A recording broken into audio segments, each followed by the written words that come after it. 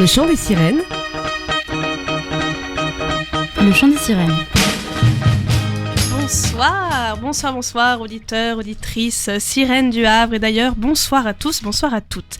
Alors oui, c'est toujours le chant des sirènes, l'émission féminine et féministe de Westrack Radio, mais vous l'aurez remarqué, ce soir, on change d'intro, on change de voix, et comme c'est moi qui suis aux manettes, enfin, au micro, parce que celle qui est aux vraies manettes ce soir, c'est Tiffaine. Salut Tiffaine. Salut. Ce soir, on change aussi de formule. Pour changer, on va parler de nous. Parce que nous ne sommes pas que des voix sexy et glamour, animant avec professionnalisme des chroniques passionnantes et extrêmement enrichissantes. Non, nous ne sommes même pas de vraies sirènes, désolée de vous l'apprendre.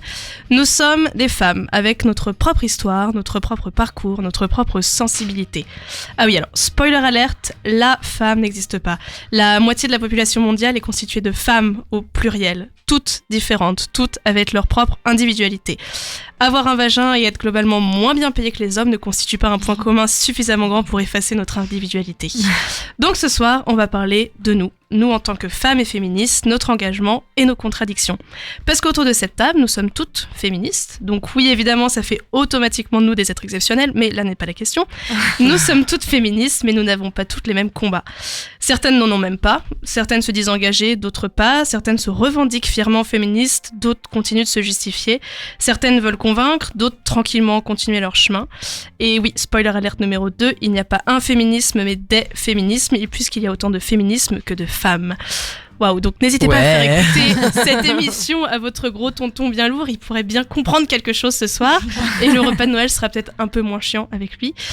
Donc ce soir, on va parler de nous, de nos contradictions, puisque la femme parfaite n'existe pas, et ben figurez-vous que la féministe parfaite non plus.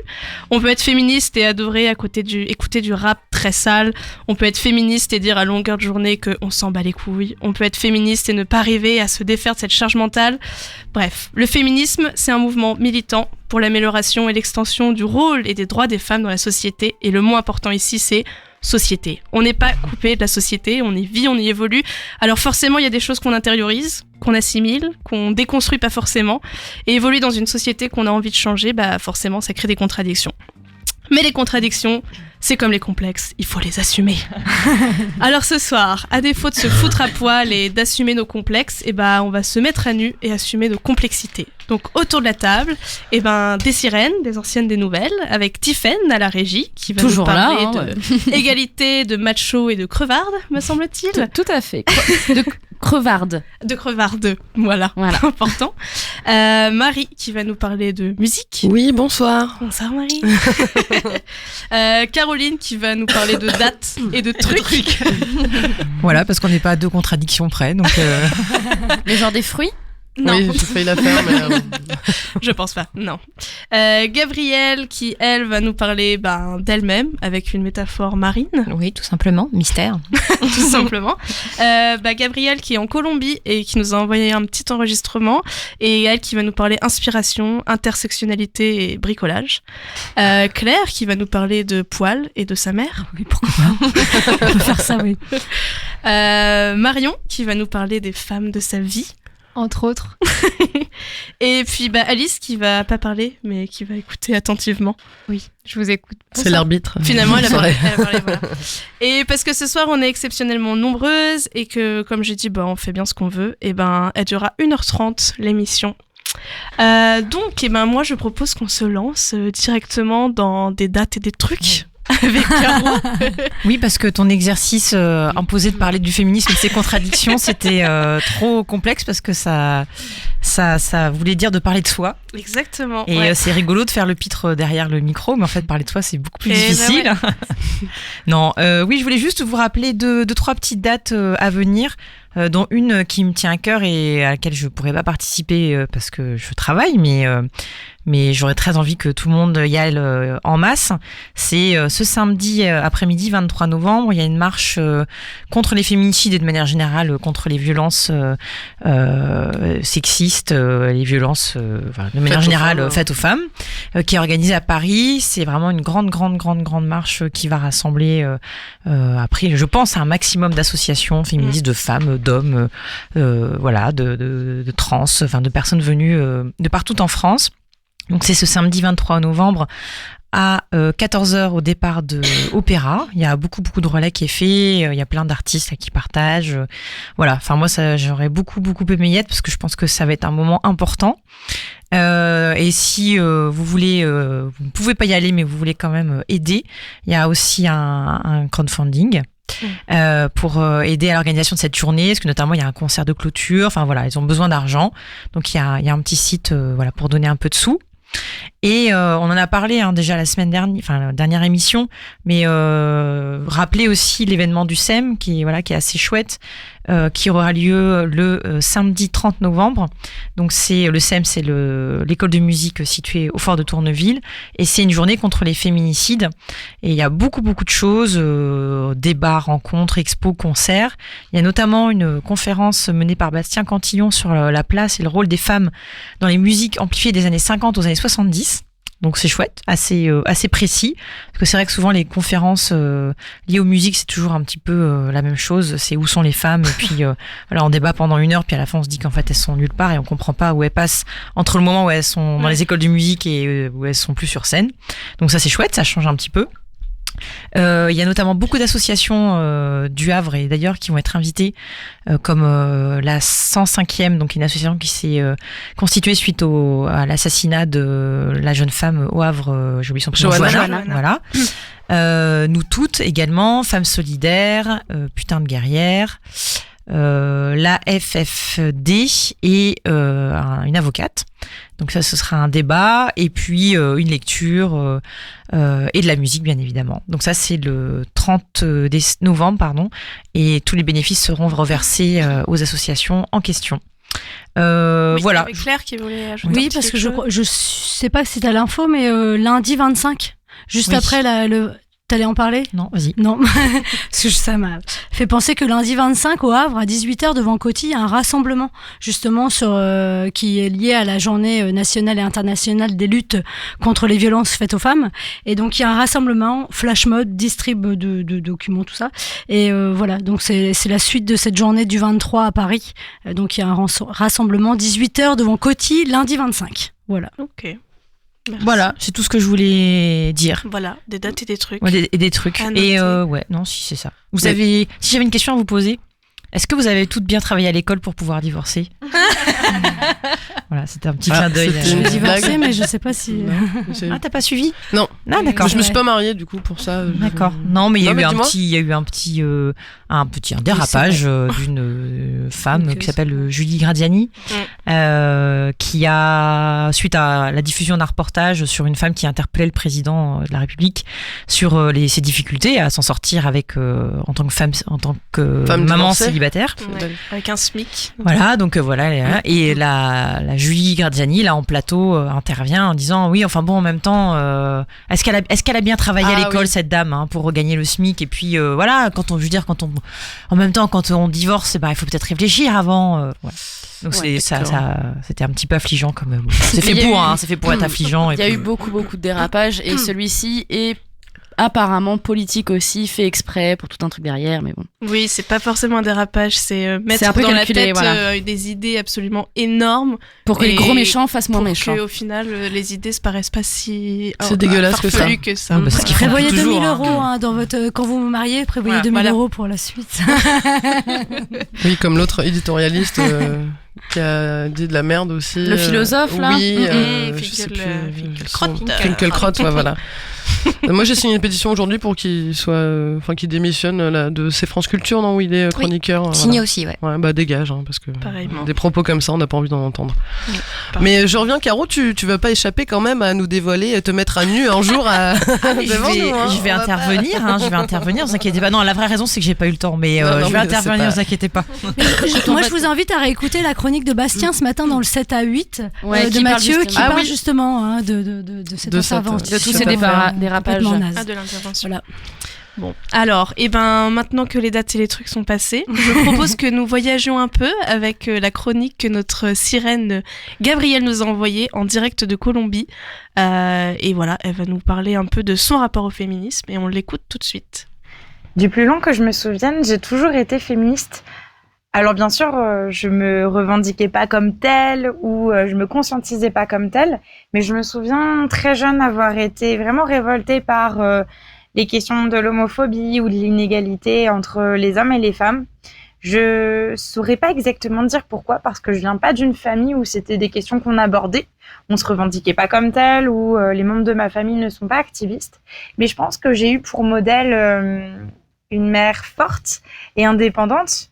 Ma mère s'est séparée assez jeune de mon père et j'ai l'image d'elle élevant 3 enfants seule, travaillant en tant qu'infirmière, et puis elle s'occupait aussi de la maison, des travaux de bricolage, de jardinage. Je me rappelle d'ailleurs elle en train de monter dans les arbres, la scie à la main pour scier les branches l'été. Et je pense que du coup elle m'a véhiculé un modèle assez fort qui fait que pour moi forcément les femmes étaient fortes en fait. Et puis j'ai eu un gros déclic au moment de mes études à Lille. Je suivais une formation culture et médias et j'ai choisi un cours facultatif qui était animé à l'époque par Marie-Hélène Boursier, qui s'appelle désormais Sam Boursier puisqu'il a changé de genre. Et en fait, il est l'auteur de Queer Zone, d'ouvrages sur la question queer. Et cette personne m'a énormément apporté dans mon questionnement, parce qu'on travaillait sur des textes de grandes féministes comme Judith Butler, Dolores, Monique Wittig, et on fonctionnait en fait par débat. Donc une question était soulevée en classe et puis on avait le droit à la parole, on débattait avec lui. Et c'était une personne assez véhémente qui m'a, je pense, beaucoup poussée dans mes retranchements. Au départ, je l'aimais pas beaucoup parce que je le trouvais assez extrême. Et puis, en fait, il m'a fait poser plein de questions. Je me suis rendu compte que le champ des problématiques féministes était très large, qu'il y avait un éventail de questions que je m'étais jamais posées. Et notamment, on parlait de sujets clivants au sein du féminisme, comme la question de la prostitution, du viol, du voile. Et tout ça, en fait, ça m'a fait vraiment évoluer. Et puis, ça m'a fait aussi découvrir l'intersectionnalité, l'afroféminisme. Et c'est des courants que j'adore. Moi, personnellement, je me considère comme féministe intersectionnelle. Je pense qu'au sein de la problématique féministe, enfin, en tant que féministe, il y a plusieurs oppressions qui peuvent se croiser en fonction de si on est une femme blanche, si on est une femme noire, racisée, si on vient d'une classe populaire ou bourgeoise, on va pas forcément avoir les mêmes oppressions dans la vie. Et ça, je trouve ça hyper intéressant en fait d'avoir découvert un peu tout ce que revêtait la question féministe. Donc voilà, pour moi, ça a été quelqu'un de très très important. Et je trouve aussi qu'on évolue forcément par rapport à nos lectures, par rapport aux gens qu'on rencontre. Et moi, je me considère pas comme activiste. Je pense que la petite chose que je peux faire, c'est de dialoguer avec les gens et puis peut-être leur dire ce que pour moi ça signifie le féminisme, de dédiaboliser ça, même si ça devrait pas malheureusement. Mais je pense qu'énormément de personnes ont une vision négative de féminisme. Et ce que j'aime dire la plupart du temps, c'est que pour moi, le féminisme, c'est le synonyme de la liberté. C'est la liberté pour tout un chacun d'être ce qu'il a envie d'être dans la vie et de faire ce qu'il a envie de faire. Voilà, donc c'est vraiment ouvrir le champ des possibles pour tout le monde. J'essaye, moi, personnellement, de m'éloigner le plus possible de l'essentialisme, c'est-à-dire considérer qu'il y a des comportements typiquement masculins et des comportements typiquement féminins. Et je me rends compte, parce qu'on parle de contradiction aujourd'hui, je me rends compte que moi, pendant des années, voire même toujours, je me suis considérée comme nulle pour les activités manuelles, le bricolage, la mécanique. Pour moi, même si je voulais pas me l'avouer, c'était quelque chose de masculin en fait, pour lequel un homme serait meilleur. Et je trouve qu'on a vite tendance à dire ça.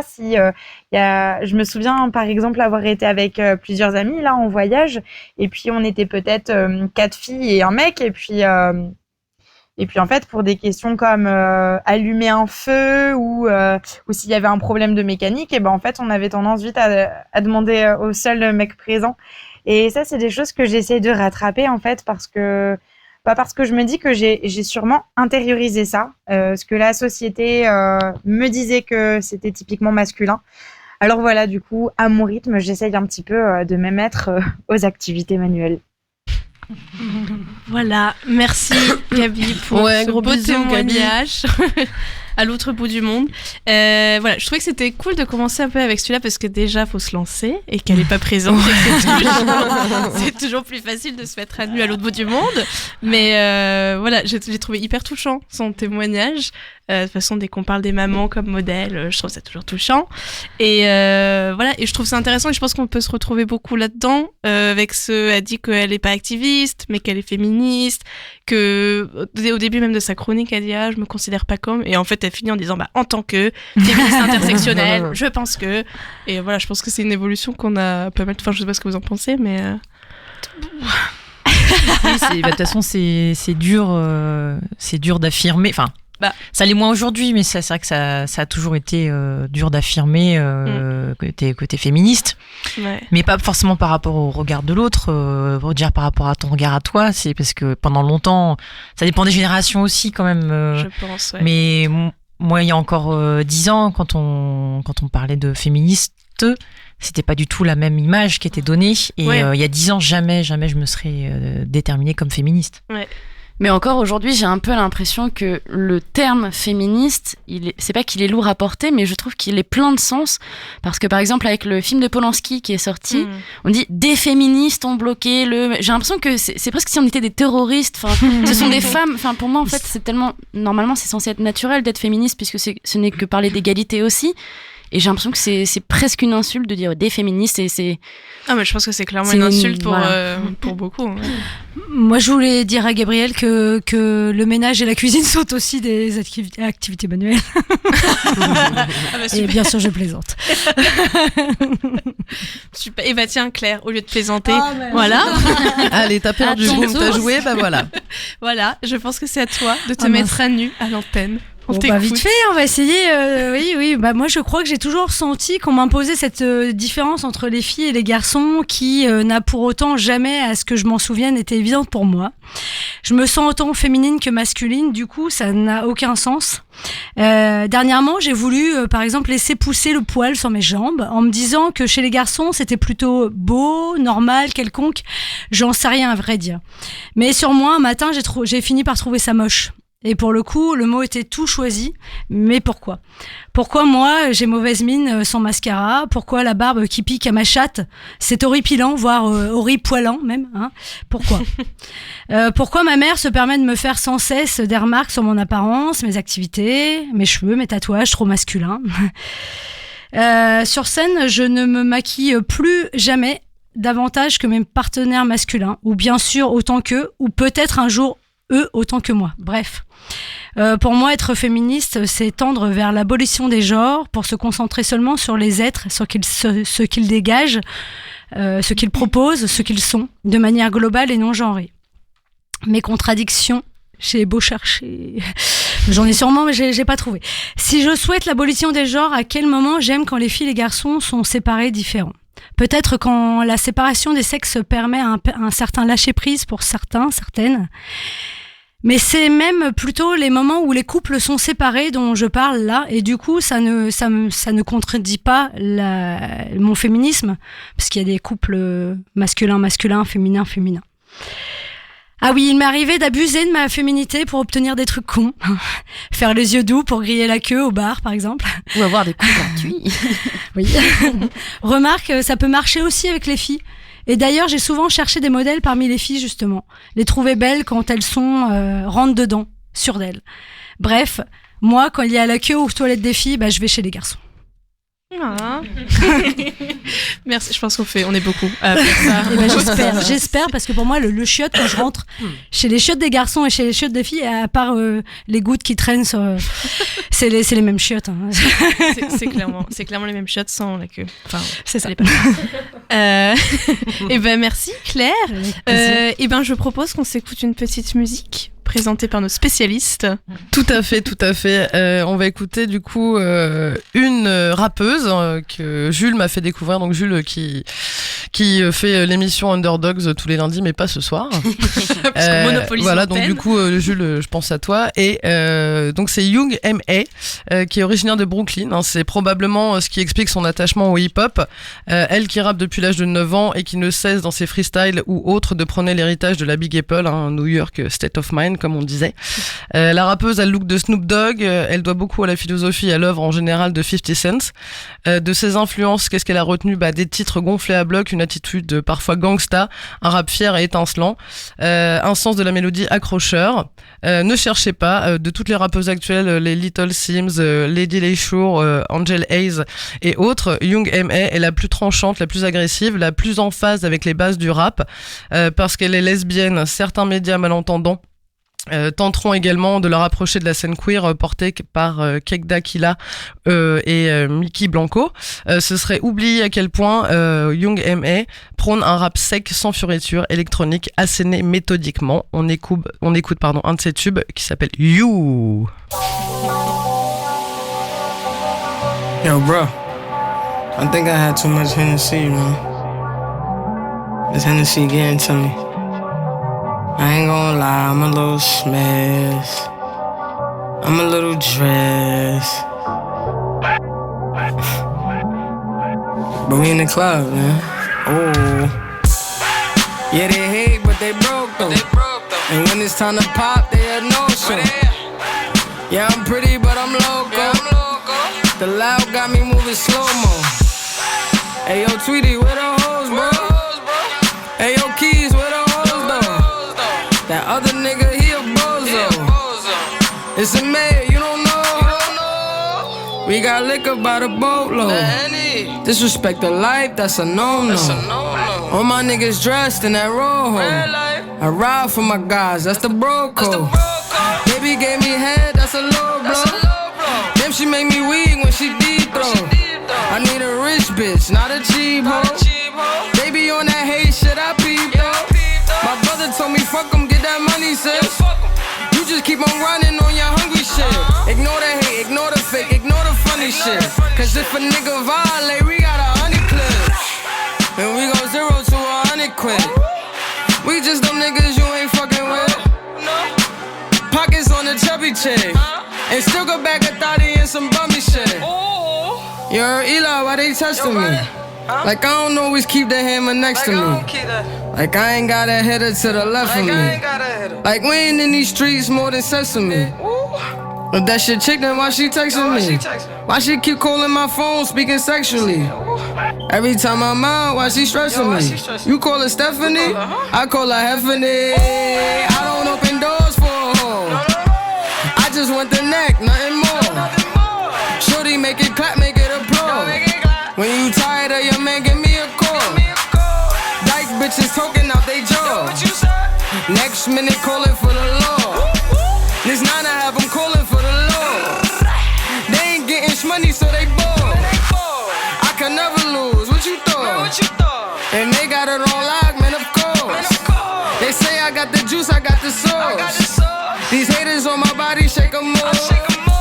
Pussy, I'm a bully in the boss. I'm killing them, sorry for your loss. I just caught a body, Randy Moss. Now this year I'm really going off. Ooh, ooh.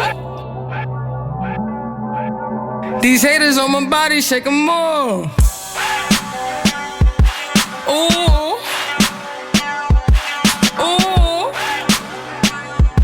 Ah, these haters on my body, shake them off. Ooh,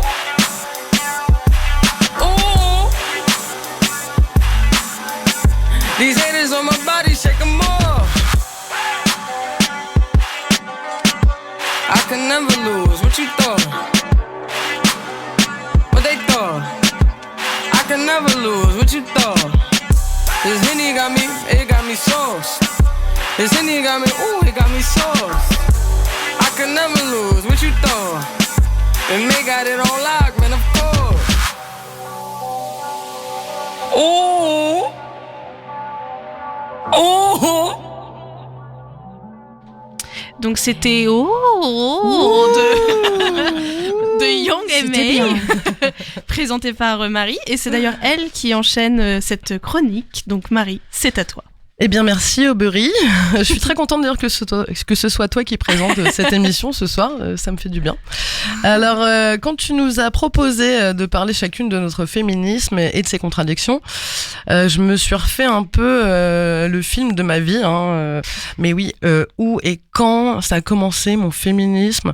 Eh bien, il n'y a pas si longtemps que ça. Enfin voilà, moi j'ai grandi pareil avec une mère en premier exemple de femme, je pense que toutes c'est notre premier exemple, Donc c'était une femme forte, ça l'est toujours d'ailleurs, une femme forte et douce et courageuse qui gérait sa boutique, sa famille, sa maison, tout en bossant de 6h30 à 20h30 tous les jours, sauf le dimanche, jour du Seigneur. Tout ça sans se plaindre, bah oui, parce qu'à l'époque c'était normal un peu.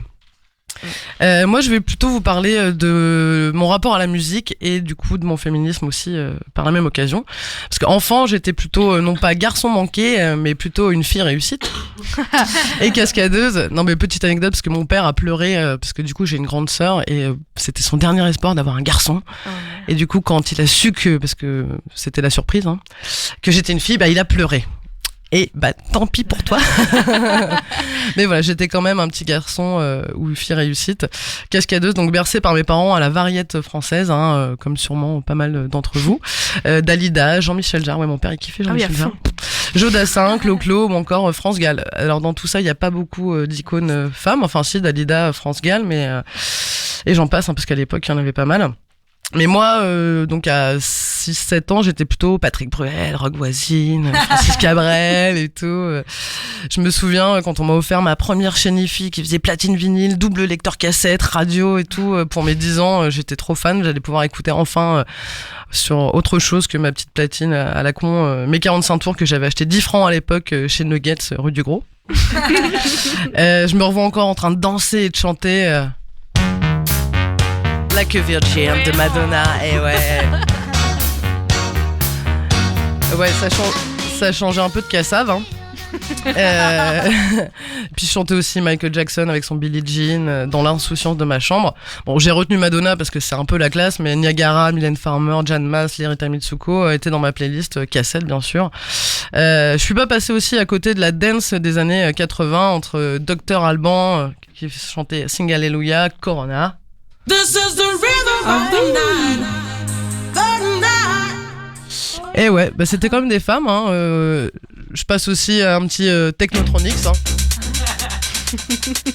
Parce que je me revois vraiment dans ma chambre, à fond, en train de danser. Dans ta chambre, quoi. Moi j'étais toute seule, mais j'étais plusieurs dans ma tête. Mais voilà, donc après je suis passée à l'adolescence rebelle et mal dans ma peau, révoltée contre le monde entier et en particulier par la figure de l'autorité paternelle, donc mon père en l'occurrence. Donc j'ai adoré Noir Désir, Téléphone, et puis au collège c'était la révélation quand j'ai découvert Nirvana et surtout Kurt Cobain, sa beauté, son talent, son mal de vivre et son Smell Like Teen Spirit, ça tombait à point nommé. Puis j'en passe, les Red Hot Chili Peppers, les Guns N' Roses, Metallica, Pink Floyd, les Cure. On avait des copains au collège en fait qui jouaient dans un groupe de thrash metal. Et donc qui reprenait du gros bourrin, du trash hardcore, Slayer, Metallica, Sepultura. Et bref, avec deux de mes copines, on était trop fans, on allait à toutes leurs répètes, leurs concerts, on leur collait bien la honte parce qu'on était complètement hystéros au premier rang. Je pense qu'ils étaient un peu mal à l'aise, eux, de voir trois gamines danser, pogoter au concert, et même le public, qui était exclusivement masculin, devait être là, mais qu'est-ce que c'est que ce truc? Bref, et puis on s'est dit avec mes copines, nous aussi on va monter un groupe en fait.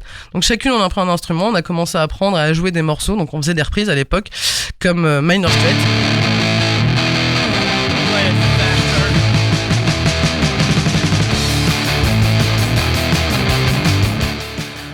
Et ouais, les Minor Threat ou encore Sick of It All. Joué par des gamines de 16 ans, c'était assez atypique.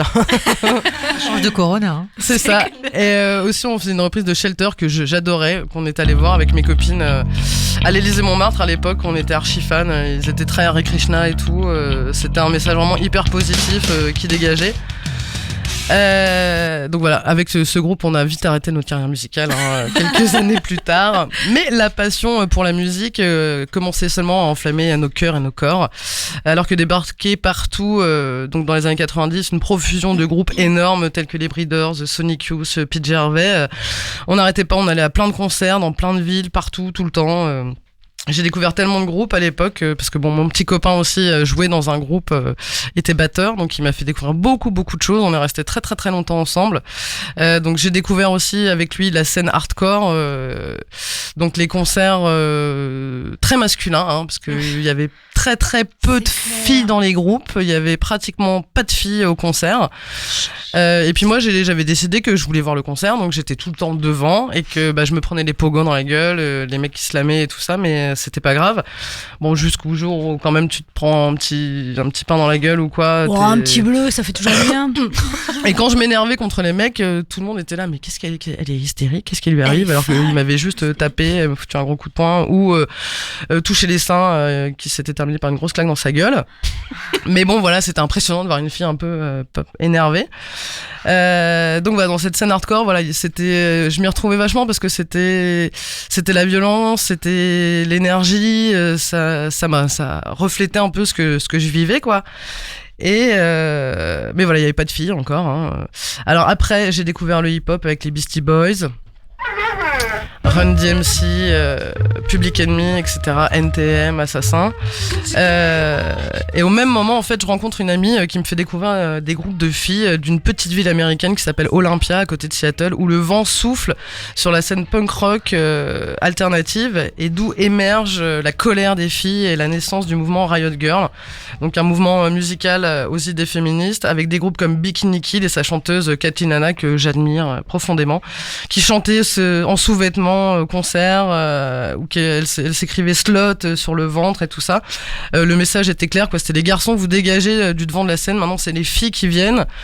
Donc je cite Kathleen Hanna qui disait: pour une fois, les mecs derrière.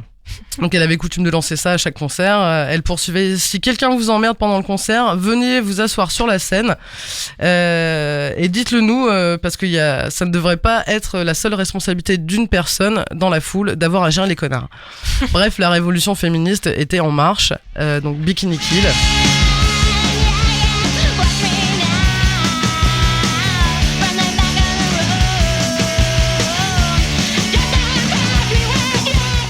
Il y avait aussi que j'aimais beaucoup les L7, un peu plus lourd.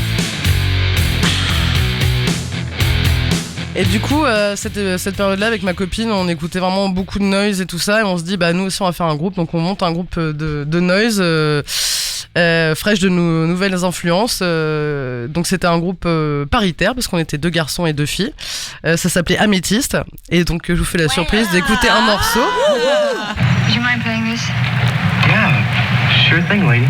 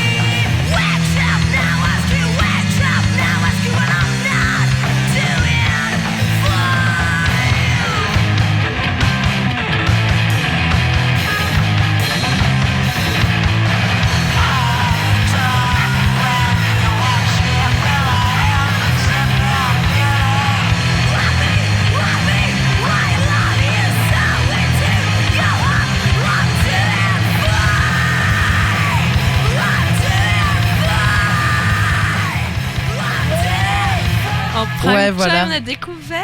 C'était le morceau C'était Protection. Donc voilà, on était bien énervés à l'époque. C'était 2000 à 2005. On a fait pas mal de concerts et voilà, c'était toujours les mêmes réflexions. Ah, c'est pas mal pour des filles, tout ça. Mais bon, nous, ce qui nous intéressait, c'était de faire de la musique et de nous exprimer parce que c'était vraiment un exutoire pour nous. Vous allez me dire, t'as pas compris la question en fait. Pourquoi tu nous racontes ta vie en musique mais si, justement, en fait, moi, mon féministe et ses contradictions, ça a toujours été. Le féminisme a toujours été là, sauf que je l'ai jamais nommé ainsi, quoi. Je crois que la musique, c'est ce qui m'a permis de m'affirmer en tant que personne. Ouh là là. Et en tant que femme féministe. Non. Mais ma contradiction, c'est que entre Jay-Z et Beyoncé, je préfère Jay-Z, donc on va finir avec un morceau de Jay-Z. Having girl problems, I feel bad for you, son. I got 99 problems, but a bitch ain't one. I got the rap patrol on the cat patrol. Foes that want to make sure my casket's closed. Rap critics to say he's money cash holes. I'm from the hood, stupid. What type of facts are those? If you grew up with hoes in your zap of toes, you celebrate the minute you was having dope. I'm like, fuck critics, you can kiss my whole asshole. If you don't like my lyrics, you can press fast forward. Got beef with radio if I don't play they show. They don't play my hits, well I don't give a shit. So, rap mags try and use my black ass so advertisers could give them more cash for ads. Fuckers, I don't know what you take me as or understand the intelligence that Jay-Z has. I'm from rags, the richest niggas, I ain't dumb. I got 99 problems, but a bitch ain't one. Hit me. 99 problems, but a bitch ain't one. If you having girl problems, I feel bad for you, son. I got 99 problems, but a bitch ain't one. Hit me. Yeah, it's 94 and my trunk is raw. In my rear view mirror is the motherfucking law. Got two choices, y'all. Pull over the car or bounce on the devil, put the pedal to the floor. And I ain't tryna see no highway chase with Jake. Plus I got a few dollars, I can fight the case. So I pull over to the side of the road. I heard, son, do you know why I'm stopping you for? Cause I'm young and I'm black and my hat's real low. Do I look like a mind reader, sir? I don't know.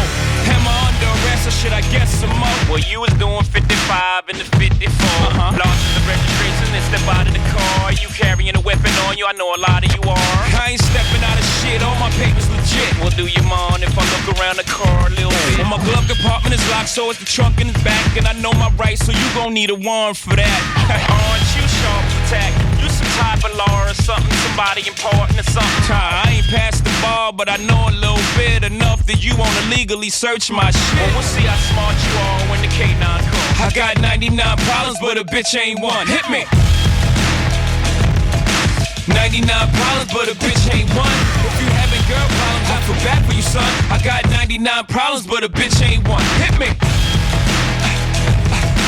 99 problems, but a bitch ain't one. If you having girl problems, I feel bad for you, son. I got 99 problems, but a bitch ain't one. Hit me. Once upon a time, not too long ago, a nigga like myself had a strong arm, a hoe. And this is not a hoe in the sense of having a pussy, but a pussy having no goddamn sense. Try and push me.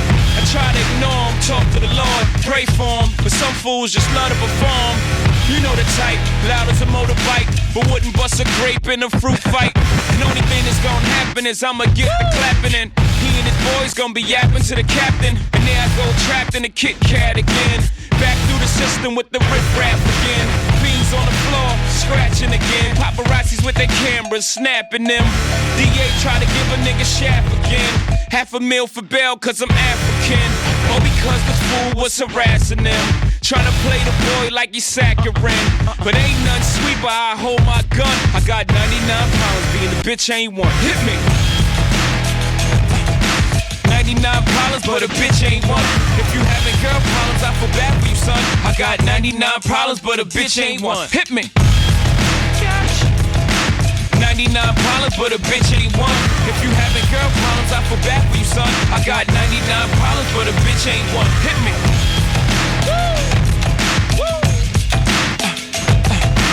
Having girl problems, I feel bad for you, son. I got 99 problems and bitch ain't one. You crazy for this one, Rick? It's your boy.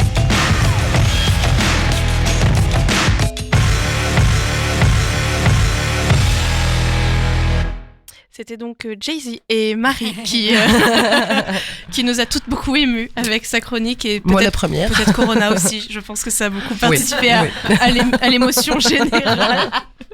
Est-ce que quelqu'un veut revenir un peu sur cette playlist magnifique et cette chronique touchante? Moi, je me suis vachement retrouvée dans ce que Marie disait. Je l'ai pas forcément abordé, mais tout ce côté musical et de scène et de concert où justement enfin moi, comme Marie, j'adorais aller à la baston en fait.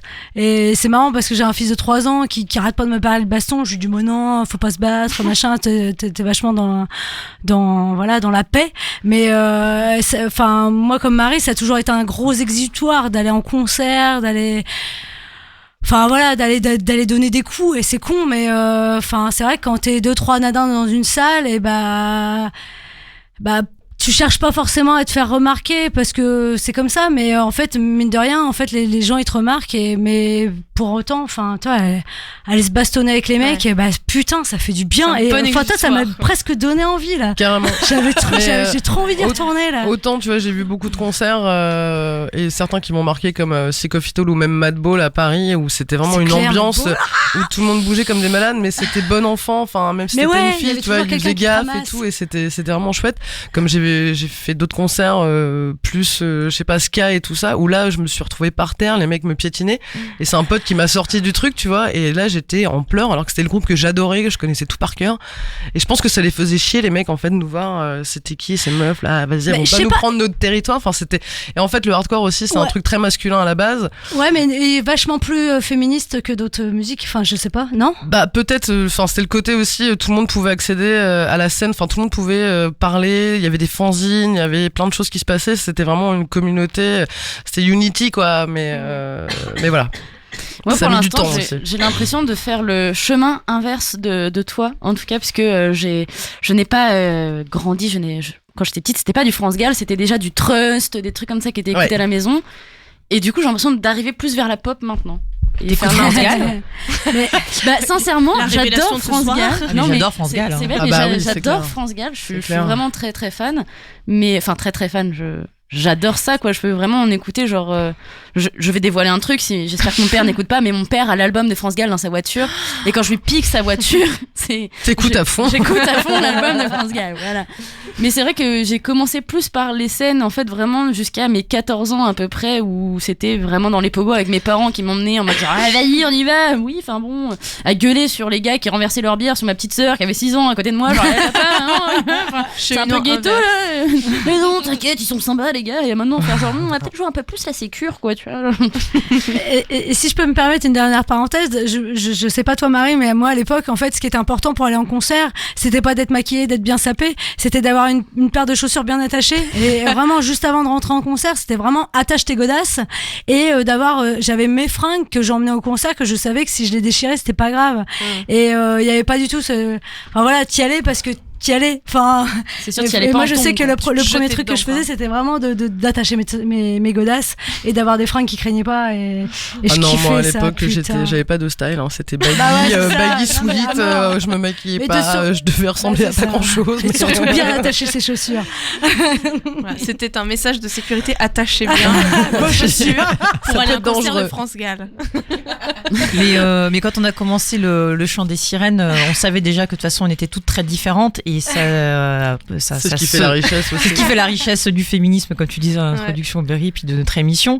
Mais moi, quand j'entends Marie à chaque fois parler de pourquoi elle est arrivée aujourd'hui là où elle en est, en fait, moi, je suis complètement à l'opposé. Mais aujourd'hui, on est quand même toutes les deux autour de la table. Ouais. Et moi, j'ai été bercée à Mike Brandt et aux Spice Girls.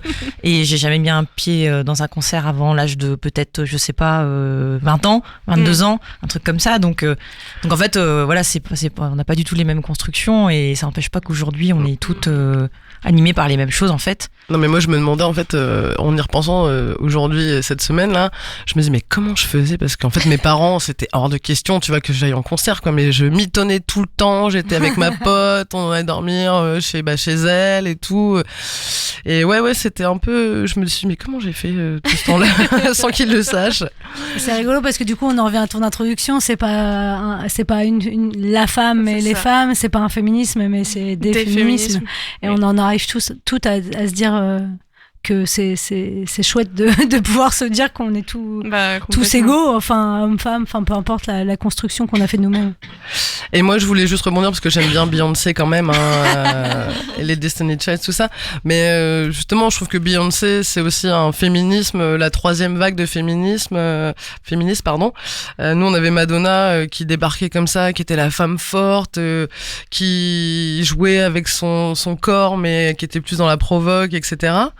Et maintenant les nouvelles féministes, Beyoncé, etc. Enfin moi j'ai un peu du mal dans ce côté féministe où on utilise son corps et on répond à ce que les hommes attendent en fait de nous, en tout cas charnellement et au niveau de la séduction et tout ça. Mais on peut pas nier que c'est les nouvelles féministes aussi quoi. Et les femmes ont toujours utilisé leur corps en fait comme moyen de pression, comme moyen de s'exprimer, que ce soit dans Bikini Kill où la chanteuse voilà était en sous-vêtements, etc. Comme maintenant les fémènes aussi utilisent le corps comme voilà moyen de contestation aussi. Mais tu veux dire comme les mecs qui cherchent à savoir qui est la plus grosse? Ouais, non, c'est pas vraiment pareil. Faudrait leur apprendre à... Je suis en train de lire un roman là, c'est La Déburnerie en fait. C'est une fille qui fait des conférences pour arriver à en finir avec les comportements voilà sexistes, virilistes et tout ça, que ce soit pour des femmes ou pour des hommes, parce que tout le monde est un peu autoritaire des fois, etc. Et c'est assez marrant, La Déburnerie. La déburnerie. Ouais. Okay. Je trouve ça marrant. On se le note. Voilà pour la prochaine fois. Les références en dessous Corona, on aura la déburnerie. Ouais. Et donc, on va passer à Marion qui va faire sa première chronique avec nous. Bienvenue Marion. Bienvenue Marion. Et c'est parti pour la mise à nu de Marion. Tu n'es pas aux alcooliques anonymes, quoique. Bonjour Marion. Bonjour. Alors pour commencer, je suis vraiment super contente d'être ici ce soir parce que ça fait assez peu de temps que je me documente sur le féminisme et toute seule, on peut assez vite se trouver limité. Et donc, merci pour l'invitation. C'est vraiment chouette de pouvoir échanger sur le sujet pour nourrir mon inspiration et mes recherches. Pour la suite, pour moi, être féministe, c'est avant tout être pour l'égalité entre les genres. C'est défendre la nécessité, en tant que femme, d'être mise au même niveau que les hommes. Plus personnellement, c'est le fait d'avoir le pouvoir d'agir à ma guise, sans me sentir contrainte, sans avoir à justifier mes actions ou mon comportement qui pourrait être estimé anormal parce que, entre guillemets, masculin ou pas assez féminin, par exemple par mon entourage. Pour moi, c'est vouloir un terrain neutre dans lequel je peux agir sans craindre le jugement de personnes qui s'inscrivent, qui se reconnaissent ou même qui s'accommodent du système patriarcal. Dans mes échanges, je ne pense pas d'abord au fait que je suis une femme. Je suis avant tout une personnalité et je trouve ça terrible que dans certains échanges, la situation me fasse reprendre conscience de ma condition. Dans ma famille, j'ai eu pour modèle des femmes qui étaient ou qui sont des femmes fortes, décisionnaires, débrouillardes et indépendantes. D'abord, mes arrière-grand-mères étaient des femmes que la vie n'avait pas épargnées, mais qui ont su rebondir, qui n'avaient pas leur langue dans leur poche et qui ne comptaient pas laisser qui que ce soit leur dicter leur conduite. Ensuite, mes arrière-grand-mères, tout en suivant un mode de vie assez traditionnel, sont des femmes qui ont clairement dirigé leur maison comme bon leur semblait. Et enfin, pour finir, ma mère, que je vois comme une rêveuse, libre et passionnée, nous a élevés, ma sœur et moi, dans l'idée qu'une femme est par nature forte, indépendante, et qu'elle n'a surtout pas besoin d'un homme pour s'en sortir. Ce qui finalement va à l'encontre du modèle qui est exhibé avec fierté dans notre société et qu'il faudrait soi-disant embrasser absolument pour réussir sa vie. Une fois, mon père a même reproché à ma mère de nous avoir appris la détestation des hommes. En fait, mon père et mon beau-père, qui est présent de manière assez impliquée depuis déjà 22 ans dans nos vies, à ma petite sœur et moi, ont toujours eu une place dans notre éducation. Mais je pense effectivement que ma mère a toujours été décisionnaire en ce qui nous concernait parce qu'on était ses filles avant tout. Je pense que pour elle, ne pas suivre ses convictions, avoir à faire des compromis en ce qui concerne ses enfants, c'était juste pas concevable. C'est quelque chose qui ressort beaucoup chez moi aujourd'hui. J'ai beaucoup de mal à accepter qu'un homme veuille me dire ce que j'aurais dû ou pu faire autrement. Je suis en attente d'avoir le dernier mot dans ma relation et je supporte assez mal de ne pas maîtriser une décision. Ça peut rendre certaines situations assez cocasses puisqu'une simple formulation maladroite peut me faire monter sur mes grands chevaux au grand désarroi de mon acolyte de toujours. Je dois aussi vous parler de ma famille recomposée. Au total, nous sommes 5 5 filles dont je suis l'aînée. Du coup, à la maison, c'était franchement girl power et parole libérée. Mais papa n'avait qu'à bien se tenir. Et parfois aussi subir dans tout ça. Avec ma sœur, on ne se voyait que le week-end, alors à ce moment-là, il ne fallait pas en perdre une miette. C'était toujours une pour toutes et toutes pour une. Finalement, j'ai l'impression qu'on a eu la chance de vivre dans un milieu assez privilégié, parce que notre parole féminine était clairement puissante à la maison. Quand en tant que père, tu te retrouves confronté à tes 5 filles qui veulent toutes la même chose, il y a assez peu de chances qu'elles n'arrivent pas à se faire entendre. On a aussi très peu vécu les tabous tout ensemble, sur le corps, sur les règles, la puberté, tout ça. Et puis on était toujours là pour se soutenir et se remonter le moral face aux difficultés. Le jour où j'ai découvert le mot sororité, c'était un bonheur pour moi d'avoir enfin le terme exact pour ce que nous sommes. La fratrie m'avait vraiment toujours hérissée. Bref, en grandissant, je n'ai pas connu cette figure de frère. Du coup, je n'ai jamais souffert des activités genrées qui sont courantes dans certaines familles du type la fille fait la vaisselle pendant que le garçon tond la pelouse. Comme je suis d'une nature curieuse et volontaire, je participais à toutes les activités de la maison. Autant faire la cuisine, la vaisselle, le ménage, mais également tondre la pelouse, broyer les branches, faire un mur en béton, poser du carrelage, lever des charges lourdes, etc. C'était une source de fierté pour moi et ça l'est toujours d'ailleurs. Je dois dire qu'en grandissant, je me suis rendu compte à quel point c'était terrible d'avoir toujours voulu, aimé et été fière d'être définie comme un garçon manqué. Pour moi, c'était super, ça voulait dire que j'étais intrépide, que j'étais forte et courageuse.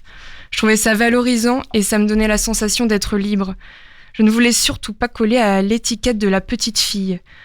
En grandissant, je trouvais que le rapport aux autres filles était toujours compliqué, alors je préférais la compagnie des garçons. Finalement, c'était juste que je fréquentais des personnes qui ne me correspondaient pas. Aujourd'hui, je suis extrêmement fière d'être une femme. En tant que femme, j'ai l'impression que la vie nous forge un caractère, une détermination et peut-être une sorte de carapace. Être une femme, ça représente beaucoup de puissance pour moi. C'est difficile à exprimer, mais à mon avis, toute femme dans sa vie connaît la discrimination ou la violence physique, psychologique, uniquement de par son genre. Et j'ai l'impression que cette violence engendre une sorte de férocité, de rage de vaincre. Et en ce moment, je trouve qu'on sent une intensité s'élever. Même sans se regrouper avec d'autres femmes, finalement, les voix montent.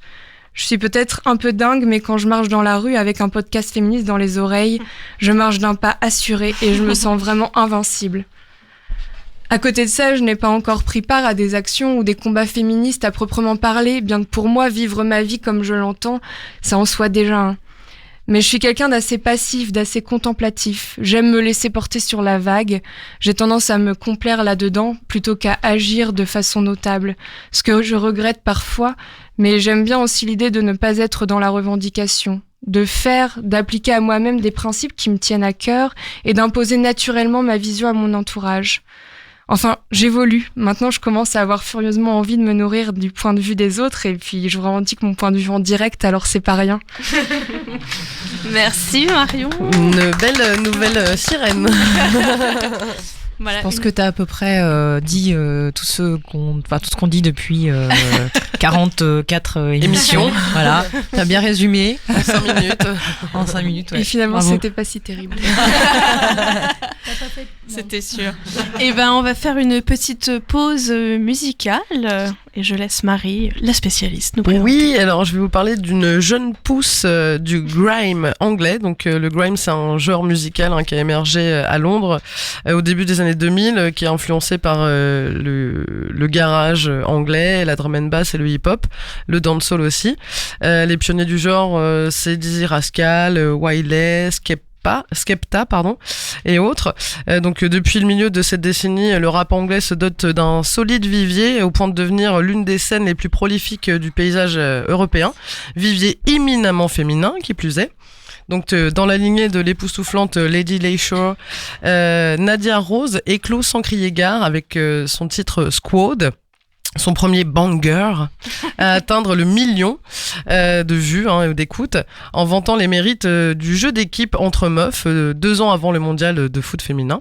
S'ensuit la sortie de sa mixtape Highly Flammable, franc succès d'estime dans lequel elle s'illustre par ses talents de domptesse de basse surfant sur un mélange d'inspiration dancehall et grime qui font toute la particularité du UK flavor. Aujourd'hui, Nadia Rose prépare un projet majeur et se positionne dans les starting blocks des artistes les plus prometteuses de sa génération et on écoute le tube de Nadia Rose, Squad.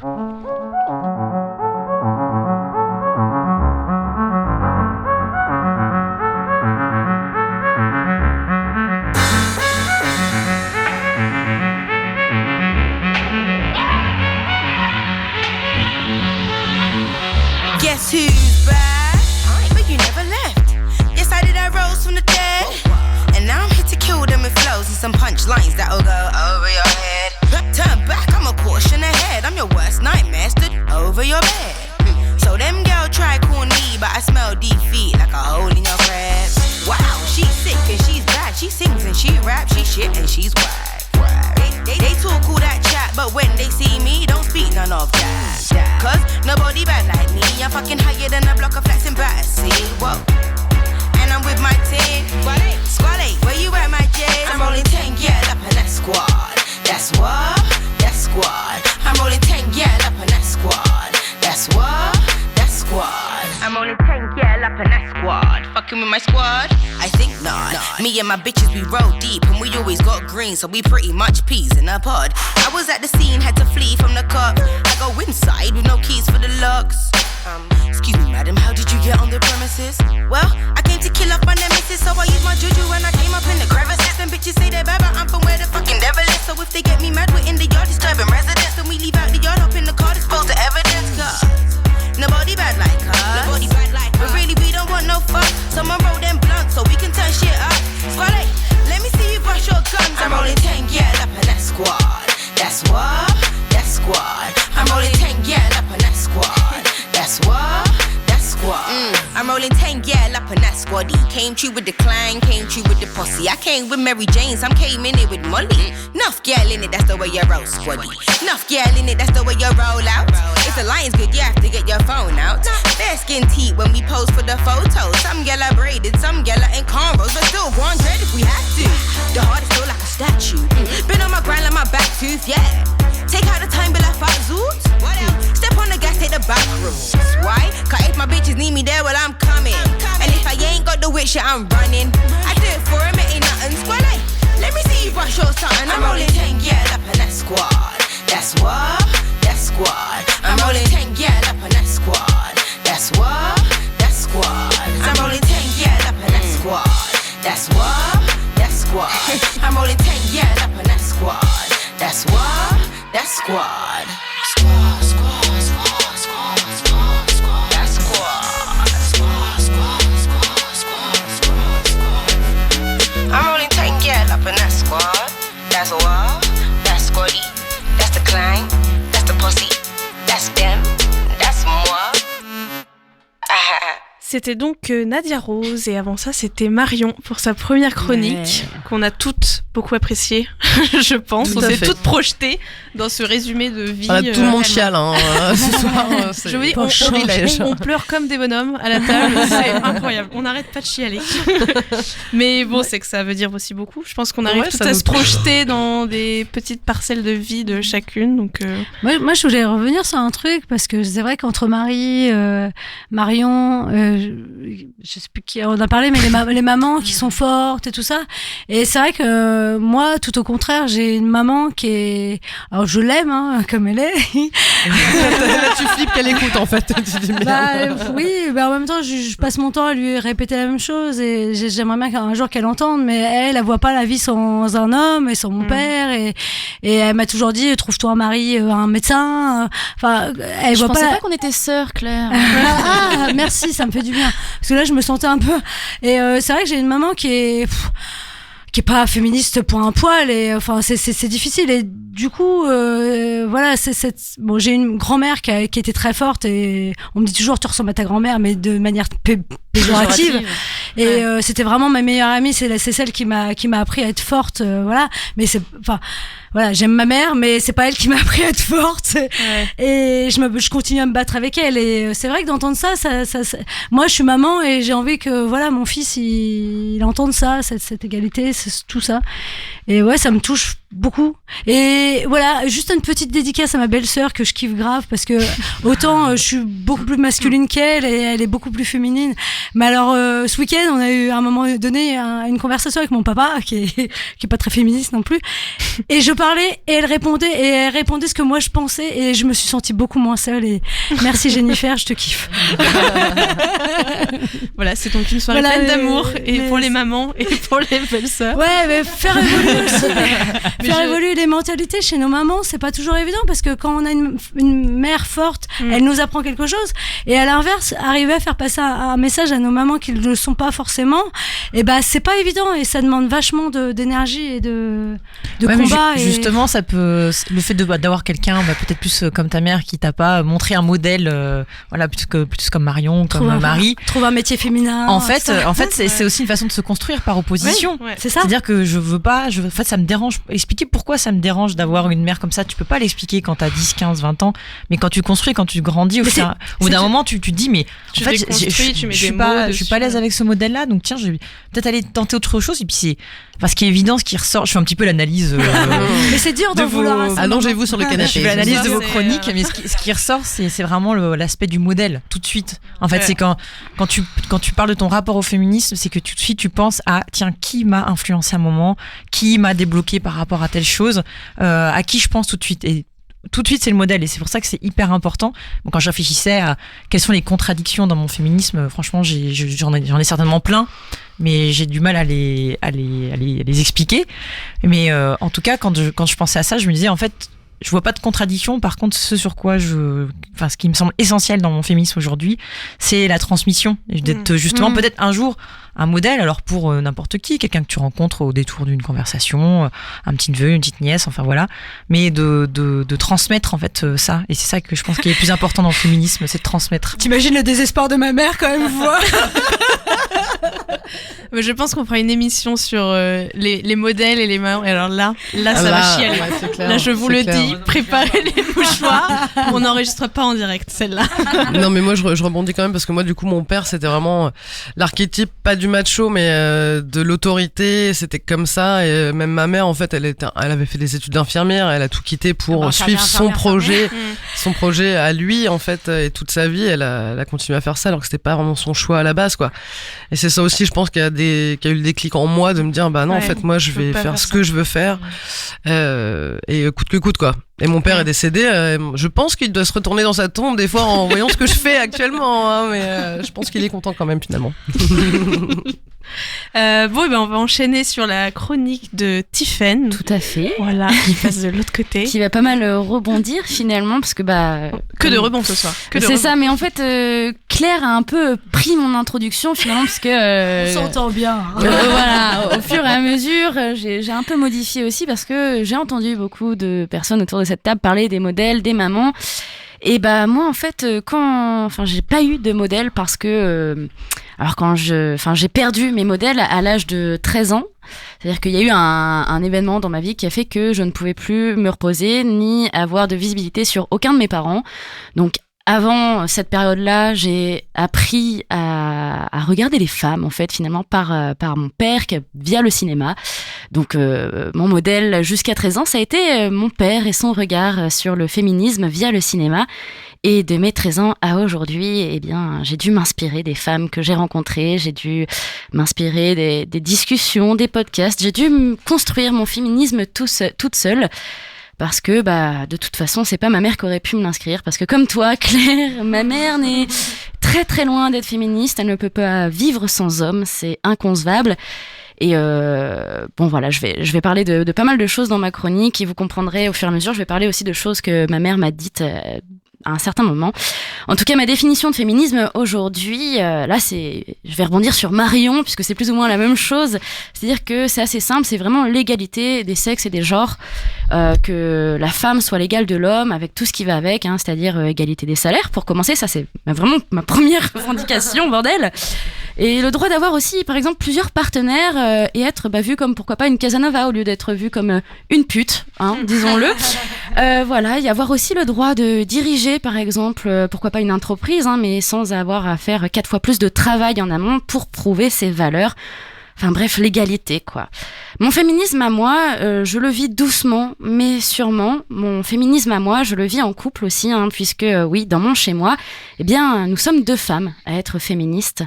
Et d'ailleurs, c'est là que je vais rebondir avec une phrase que ma mère m'a sortie un jour, et c'est là que je me dis, les modèles, c'était vraiment pas ça. Un jour, ma mère m'a dit, mais le jour où tu auras des enfants, faudra bien qu'il ait un père.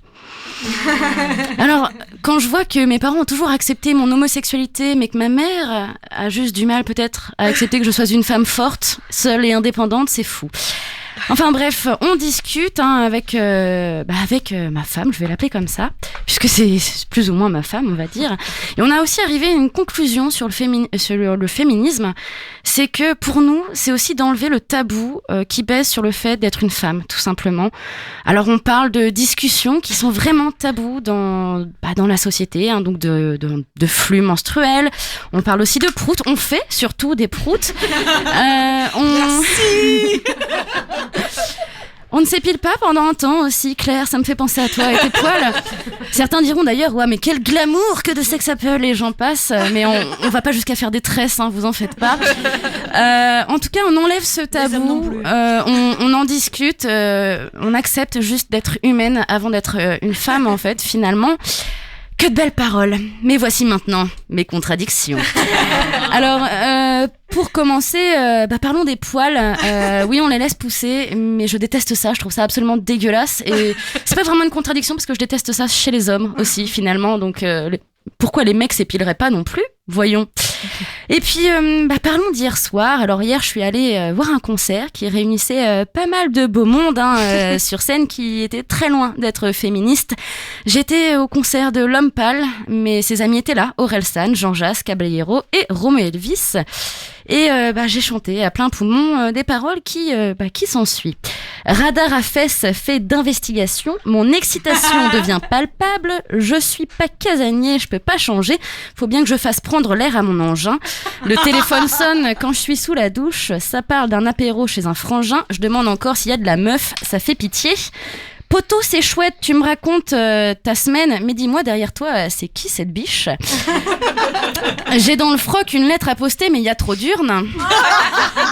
Suivi d'un refrain, allez, tous en chœur, en enfer que de belles femmes, j'encaisse pas bien les symptômes, tête chauffée comme un four, cousin, c'est dur de réfléchir, la tentation devient néfaste, j'ai fait du mal à ma sainte paume, couille grosse comme un fugu, que c'est dur de réfléchir, aïe aïe aïe aïe aïe aïe, tout dans la queue, j'ai plus de sang dans la tête, aïe aïe aïe aïe aïe, c'est sûr, je vais faire un malaise.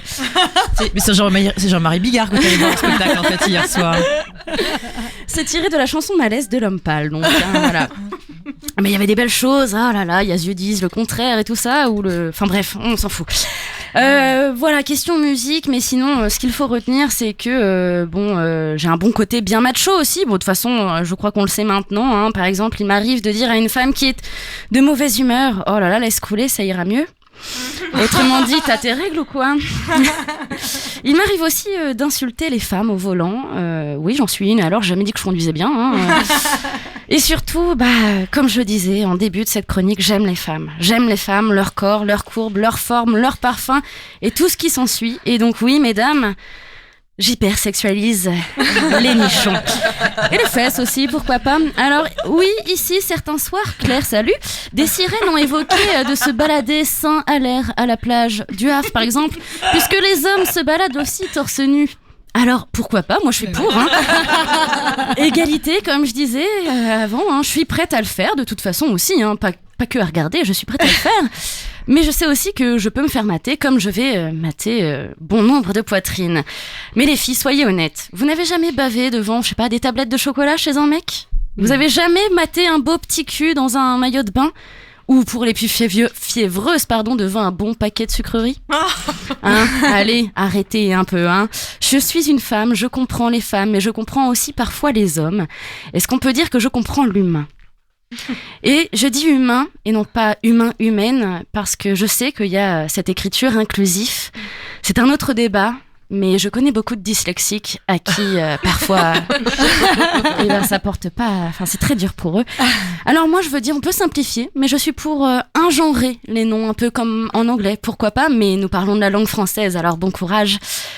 Et voilà, pour finir mon beau discours, je poserai mes couilles sur la commode en te disant que oui, souvent je ne suis qu'avec des femmes, pourtant je dis « Salut les gars, wesh poto, t'as pas de couilles ? Et chérie, tu peux me rappeler d'imprimer mon papier demain ? Ah, il faudrait aussi que tu vois pour la CAF. » Ouch, la charge mentale. J'en suis consciente et j'en suis désolée, mais voilà pour mon féminisme totalement imparfait. Ah, oui. Merci, Tiffaine. Merci d'avoir posé tes couilles pour nous parler. Je comprends mieux pourquoi tu veux rester à la technique des prochaines émissions. Merci beaucoup. C'est pour ça que je suis complètement contre les trucs non mixtes à la piscine, par exemple. De quoi tu parles comme toi. Non mais soi-disant on fait des douches non mixtes où les hommes sont avec les hommes et les femmes avec les femmes. Oui non mais par contre il faut savoir qu'en Allemagne il n'y a même pas de cabine pour se changer. Oui, c'est pas mal l'Allemagne. Quitte à ce que tout le monde se fantasme sur tout le monde, allons-y. Bah, sans fantasmer, je suis pas là en train d'agresser les gens non plus, je ne fais que regarder finalement. On parle juste de la vitrine. Eh bien pour vous mater des culs en speedo, on va écouter la chronique de Gabrielle et bon courage avec cette transition, Gabrielle. Chaîne, superbe. À toi. Quelle lourde charge mentale. Merci infiniment Aubéry pour avoir lancé le thème et il me revient donc de conclure cette table ronde. C'est un thème qui m'a enthousiasmée. J'ai moins la veine comique que Tiffaine. Et peut-être que je vais redéclencher des larmes. En tout cas, elles ont fait couler les miennes. Je me suis d'abord dit parler de soi facile et en fait mais non, mais alors pas du tout. Tout simplement d'abord parce que je l'ai jamais fait. Définir le contour de quelque chose qui fait partie de mes valeurs, sans doute de mon identité, ça m'a demandé beaucoup de temps. J'ai caressé l'idée, je lui ai tourné autour, j'ai perdu le fil, puis l'idée m'a suivi toute la semaine. Et puis surtout parler de moi, ça ne va pas de soi, de moi. J'ai l'habitude d'écrire, j'ai l'habitude de parler, de chercher, mais je me suis jamais prise pour mon propre matériau. Allez donc, chère sirène, je vous invite à plonger avec moi dans l'océan de mes pensées. Là voilà, cette métaphore. Voilà la métaphore. Côtoyons d'abord la surface. Mon féminisme est évident. La semaine dernière, j'ai entendu Colline Serrault, invitée sur France Inter, rappeler avec une verve toute naturelle qu'à partir du moment où on est pour l'égalité, on est féministe. Et bien sûr, c'est quelque chose qu'on a déjà évoqué ce soir. Alors oui, être féministe, c'est pour moi pléonasmique. C'est un élan qui chaque jour m'invite à revendiquer d'être traitée comme les hommes. Être féministe pour moi, c'est tolérer que tous les choix des autres femmes ou jeunes filles soient respectés. Qu'elles souhaitent porter un voile, porter du maquillage, un peu, beaucoup, pas du tout, se mettre en string ou en burkini à la plage. C'est reconnaître qu'être femme, c'est être maîtresse de son apparence et de ses choix de vie.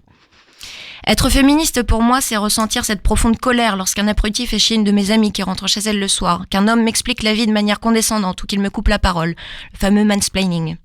C'est cet élan qui m'a fait récemment poursuivre pendant 10 minutes dans la rue un adolescent qui m'a dit droit dans les yeux et tout naturellement, toi je te baise. J'ai envie d'hurler ces injustices, ces violences quotidiennes. Allons plus loin donc, mais restons à présent entre deux eaux. Car en réalité, mon féminisme est très nébuleux, insondable et étrange. D'abord, il interroge mon enfance. Et d'aussi loin que je me souvienne, le partage des tâches a été une évidence à la maison. Mon père a toujours fait autant que ma mère, même si le rapport de mes deux parents à la tenue de la maison était différent. Mon père exécutant, à travers mes yeux d'enfant, les tâches ménagères autant parce qu'il le fallait que pour plaire à ma mère.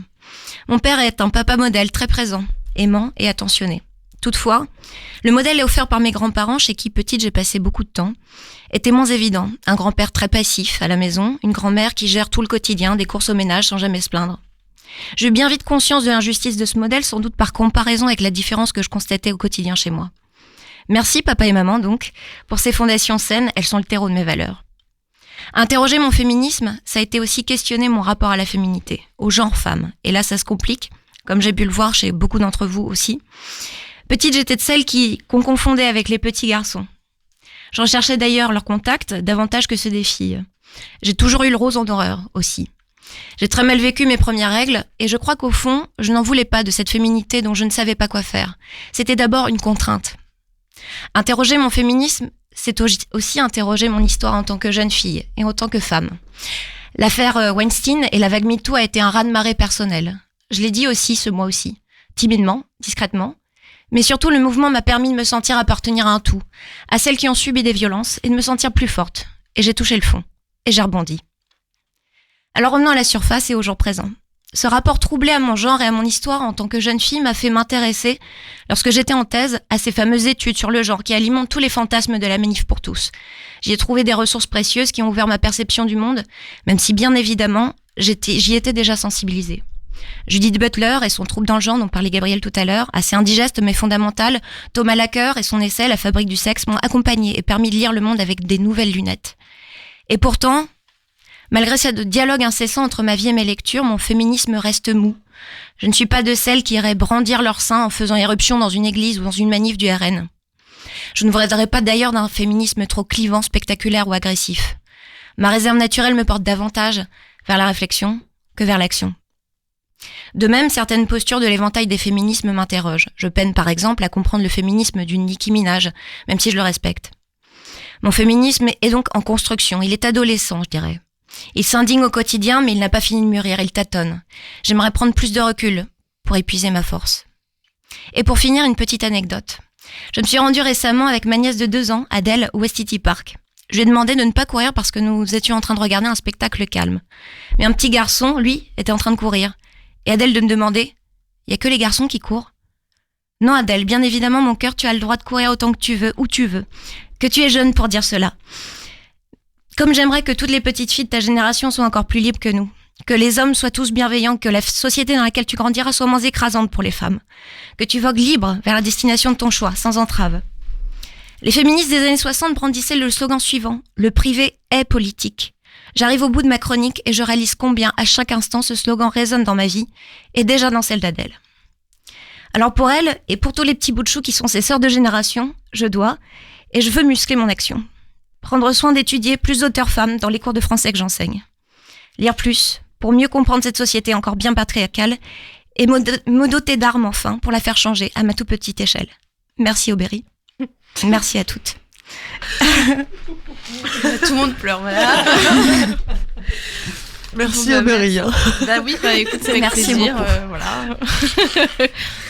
Eh ben, j'espère que les auditeurs et les auditrices se rendent compte à quel point c'est difficile de se mettre à nu, mais que ça peut être hyper constructif pour nous les premières, parce que c'est bien d'être égoïste de temps en temps. C'est marrant d'être dans un bocal et de mettre autant d'eau. Et pour vous, voilà. Et ben, peut-être qu'on peut s'écouter une petite musique et revenir après. Oui. On va écouter un petit morceau d'un duo de hip-hop scratch français qui s'appelle Scratch Bandy Crew, qui a fait un featuring avec 2 rappeuses pour le morceau qui s'appelle Do It Do It. Donc c'est la rappeuse de San Francisco qui s'appelle Oblaime, pardon. Et puis une jeune aussi rappeuse, Gavline, qui vient de Los Angeles mais apparemment qui s'appelle maintenant La Tigresse, et on écoute le morceau Do It Do It. Yeah. Where that Scratch Bandits, Gavlin, Blimey, from Cali to France.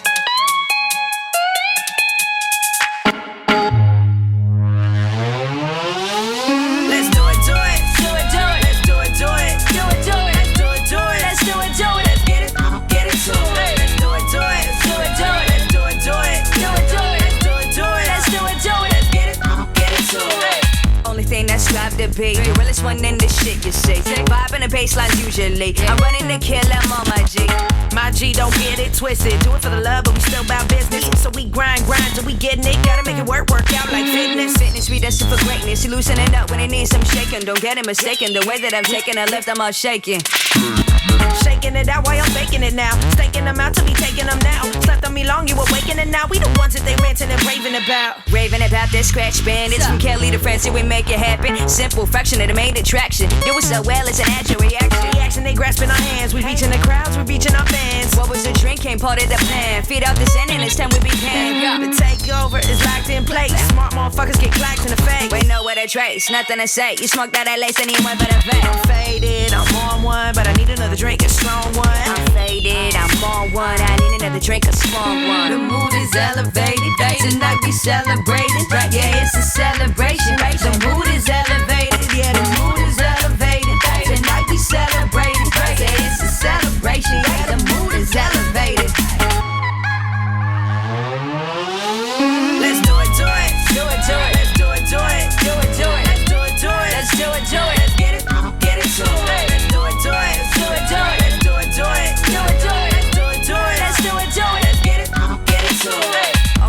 one is for y'all too. Stand up, move, let's keep this groove. Let's all prove this high no smooth. Sample that, throw it in the booth. Booth, true spitter. Toe loose when the new shoes hit your boomer, kick rocker, spit proper, spin doctors. Head ain't a shocker. We hit you in a chakra. It's bound to happen so fast. We smoked you out and left you cash. Left you cash like Johnny's wise. Spit bars and you hardly ride. We do work and you stay inside. Got a lighter in the crowd, better raise it high. Oh, so high that I kiss the sky. I'm living life good, I ain't telling no lie. Me entertainment, we do is grind. Let you know now that it's been crunch time. It's crunch time and we crunch lines when we bust rhymes. Gotta drive no bus line. Stay hungry like a lunch line. That's a punchline. There's a punchline, but we punch lanes. Swerving on you, better know your lane. Can't hear you when you claim your fame. You don't know nothing, your life's a game. Your life's a game. You playing, boo. None of these DJs are playing you. Scratch bandits get them raging too. Blind me and yeah, we staying true. The mood is elevated. Tonight we celebrating. Yeah, it's a celebration. The mood is elevated. Yeah, the mood is elevated. Tonight we celebrating. Yeah, it's a celebration. Yeah, the mood is elevated. Let's do it, do it. Do it, do it. Let's do it, do it. Do it, do it. Let's do it, do it. Let's do it, do it. Let's get it to it. Let's do it, do it. Do it, do it. Let's do it, do it. Do it, do it. Let's do it, do it. Let's do it, do it. Let's get it to it. Do it, do it. Do it, do it. Let's do it, do it. Let's get it to it. Yeah, man. Limey. Scratch. Bandits.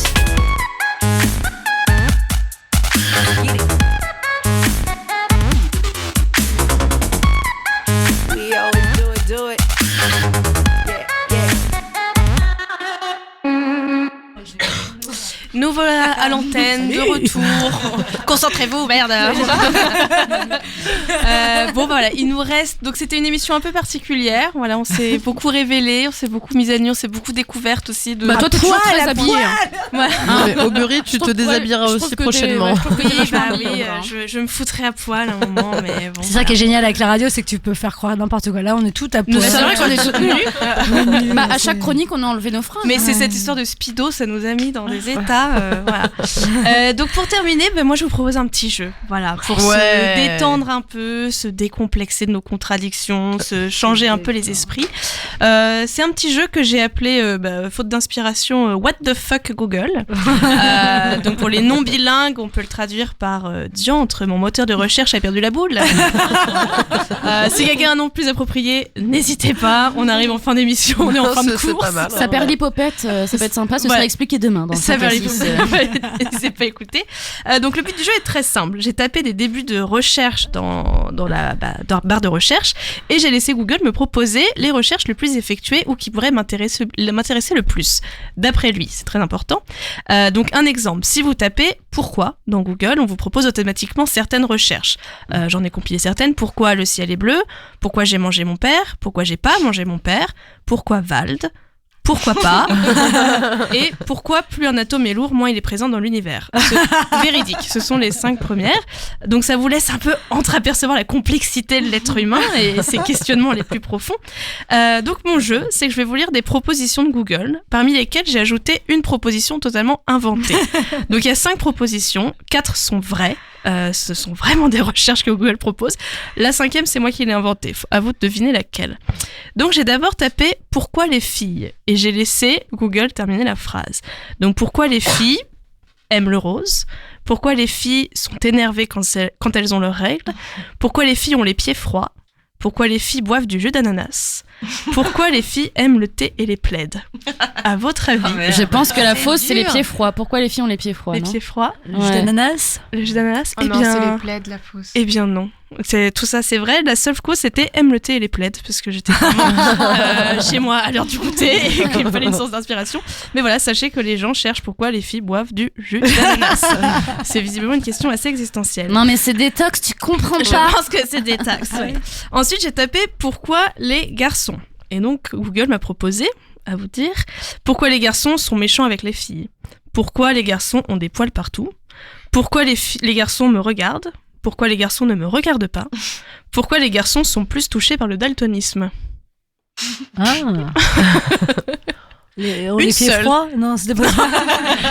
Non, visiblement les garçons n'ont pas les pieds froids. Pourquoi les garçons sont méchants avec les filles ? Eh ben non, c'est la première d'ailleurs, celle-là. Ouais. Pourquoi les garçons sont méchants avec les filles?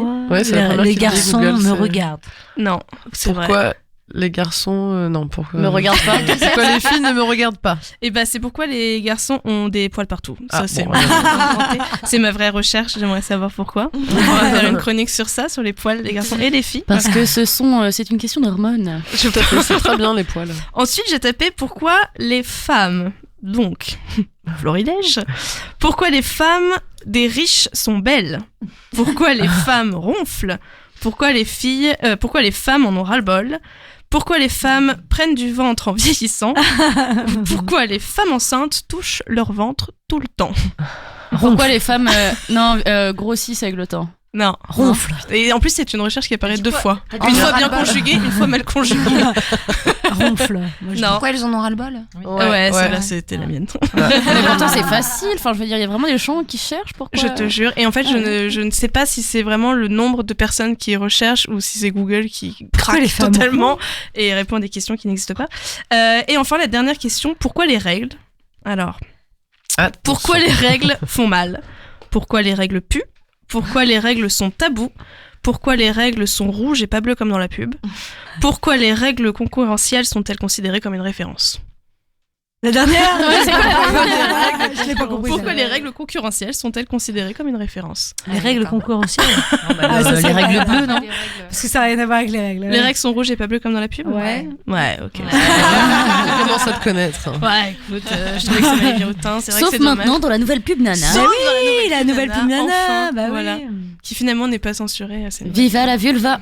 Viva la vulva. Bah, Et bah, je bah. pense qu'on peut d'ailleurs terminer cette émission sur Viva la vulva. Viva la vulva. Viva la vulva. Ma belle-mère hier, on l'a vue à la télé un bout et elle a dit oh, puis après elle fait oh oui. Enfin tu vois, en fait elle s'est ravisée. Il y a eu cette il y a eu un petit contradiction. moment, voilà, il y a eu un petit moment où après elle s'est dit ah mais oui c'est bien. Enfin on sentait le choc des cultures, enfin du temps qui passe. Enfin, bon. Ouh non. Non mais oui quand même. Oui non mais c'est ça. Le temps avait fait les Faudrait peut-être choses que les et il gens fallait un sachent temps. maintenant. Voilà. il est temps que les gens sachent que les règles sont rouges et pas bleues comme dans la pub. C'est pas ma mère.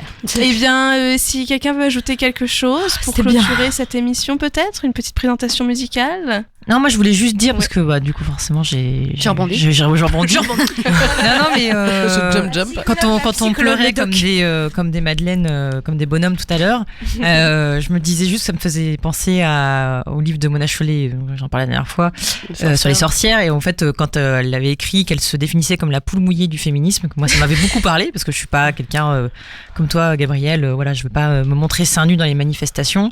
Donc je me définis un peu comme une poule mouillée, mais alors ce soir, je suis une vraie poule mouillée du féminisme. Parce que j'ai pleuré toute la soirée. Et bah, c'était en tout cas une très belle émission. Moi, je suis ravie. Et avant de passer le micro à Marie pour présenter la musique, je voulais vous remercier pour votre courage de s'être mise à nu comme ça à l'antenne et d'avoir raconté des choses intimes et profondes. Et voilà, où tout le monde a pu se projeter dedans, je pense. Donc voilà, merci à vous, les sirènes. Merci Aubéry. Merci à vous les filles, à toi aussi Aubéry. Oui, alors on va finir par un petit morceau tout beau, tout classe que j'ai découvert. Je vais vous expliquer où. Donc c'est Green Tea Peng. Donc c'est une artiste, une chanteuse compositrice à mi-chemin entre Lauryn Hill et Erykah Badu. Elle vient du sud-est de Londres.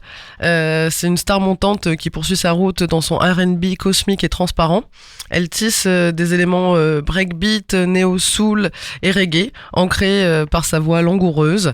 La chanteuse est à la fois sombre mais dégage une énergie lumineuse, moitié introspective, moitié décalée, dans un état d'exploration constant. Elle est honnête et franche, ses batailles intérieures sont acheminées par les rythmes et les flots de sa musique. Visuellement, Gritty Peng est une œuvre d'art vivante, cassant sans effort les codes de la mode british originale. On écoute du coup le brumeux single Donors, que j'ai découvert à l'occasion de la session de la chaîne YouTube de Colors, en fait, qui font des vidéos merveilleuses, en fait, de chanteurs, chanteuses, dans un décor simple, épuré et coloré, avec juste une couleur, voilà. Donc la vidéo a atteint déjà 2 millions de vues sur la plateforme. Voilà, on écoute pour finir cette belle émission Donors de Gritty Peng.